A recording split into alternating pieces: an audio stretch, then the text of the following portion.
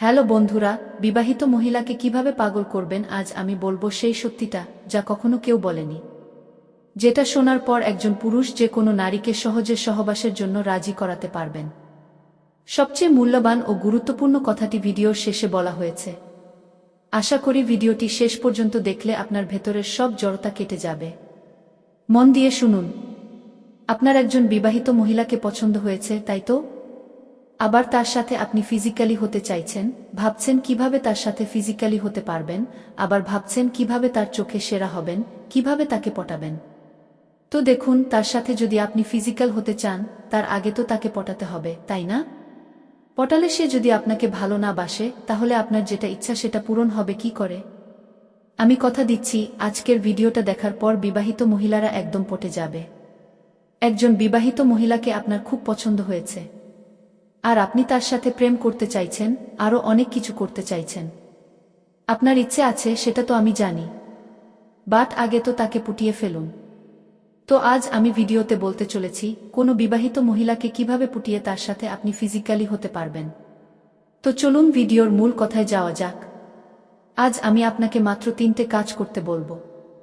Number 1, কিভাবে আপনি তাকে পটাবেন। দেখুন, পটানোর সময় আপনার একটু ভয় লাগে। এরকম মনে হয়, ও যদি আমার উপর ভীষণ রেগে যায়। এইসব ভাবলে হবে না।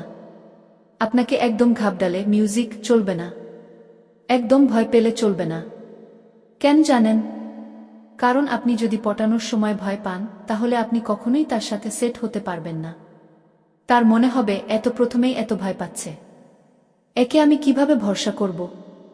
আমার তো হাজবেন্ড আছে, এ যদি এতটাই ভয় পায় তাহলে আমাকে সামলাবে কি করে? তাই মনে রাখবেন, আপনার প্রথম কাজ হলো ভয় দূর করা।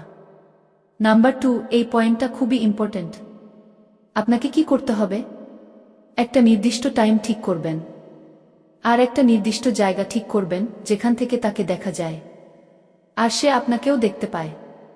আপনি প্রতিদিন সেই নির্দিষ্ট টাইমে সেই নির্দিষ্ট জায়গায় যাবেন, তার দিকে তাকাবেন, আর হালকা করে একটা স্মাইল দেবেন।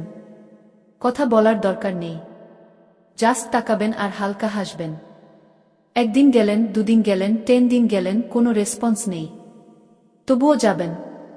মিউজিক, কারণ একদিন না একদিন অবশ্যই রেসপন্স আসবেই।